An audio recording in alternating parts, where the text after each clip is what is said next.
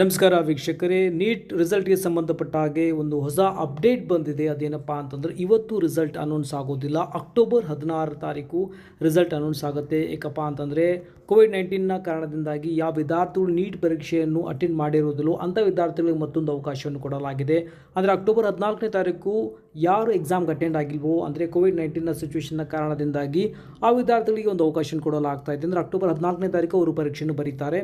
So ನಂತರ ಅಂದರೆ October 16ನೇ ತಾರೀಕು ರಿಸಲ್ಟ್ ಅನೌನ್ಸ್ ಆಗುತ್ತೆ ಅಂತ ಹೇಳಲಾಗ್ತದೆ. ಅಂದರೆ ಕ್ಲಿಯರಾಗಿ ಹೇಳಬೇಕು ಅಂತಂದರೆ ಇವತ್ತು ರಿಸಲ್ಟ್ ಅನೌನ್ಸ್ ಆಗೋದಿಲ್ಲ. ಅದೇ ಕಾರಣದಿಂದಾಗಿ ಅಫಿಷಿಯಲ್ ವೆಬ್ಸೈಟ್ನಲ್ಲಿ ಯಾವುದೇ ರೀತಿ ಇನ್ಫಾರ್ಮೇಷನ್ ಇರುವುದಿಲ್ಲ.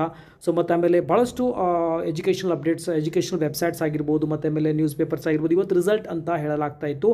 ಆದರೆ ಟೈಮಿಂಗ್ಸ್ ಅಲ್ಲಿ ಕೊಟ್ಟಿರುವುದಿಲ್ಲ. ಸೊ ಕ್ಲಿಯರ್ಲಿ ಒಂದು ಇವತ್ತು ಇನ್ಫಾರ್ಮೇಷನ್ ಈಗ ಲೇಟೆಸ್ಟಾಗಿ ಬಂದಿರೋದೇನಪ್ಪ ಅಂದರೆ ಇವತ್ತು ರಿಸಲ್ಟ್ ಅನೌನ್ಸ್ ಆಗೋದಿಲ್ಲ. 14ನೇ ತಾರೀಕು ಯಾರು ಪರೀಕ್ಷೆ ಮಿಸ್ ಮಾಡ್ಕೊಂಡಿದ್ದಾರೋ ಕೋವಿಡ್-19 ಕಾರಣದಿಂದಾಗಿ ಆ ವಿದ್ಯಾರ್ಥಿಗಳ ಪರೀಕ್ಷೆ ನಡೆಸಲಾಗುತ್ತೆ.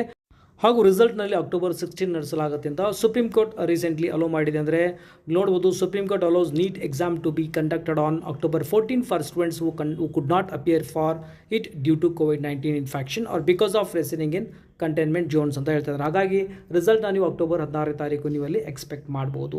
ಸೊ ಇದು ಲೇಟೆಸ್ಟ್ ಆಗಿ ಬಂದಿರುವಂಥ ಇನ್ಫಾರ್ಮೇಷನ್ ಆಗಿದೆ. ಮ್ಯಾಕ್ಸಿಮಮ್ ಜನರಿಗೆ ಇದನ್ನು ಶೇರ್ ಮಾಡಿ. ಮತ್ತೆ ಸಿಗೋಣ ಮತ್ತೊಂದು ಎಜುಕೇಷನ್ ಅಪ್ಡೇಟ್ನೊಂದಿಗೆ. ಅಲ್ಲಿವರೆಗೂ ಟೇಕ್ ಕೇರ್.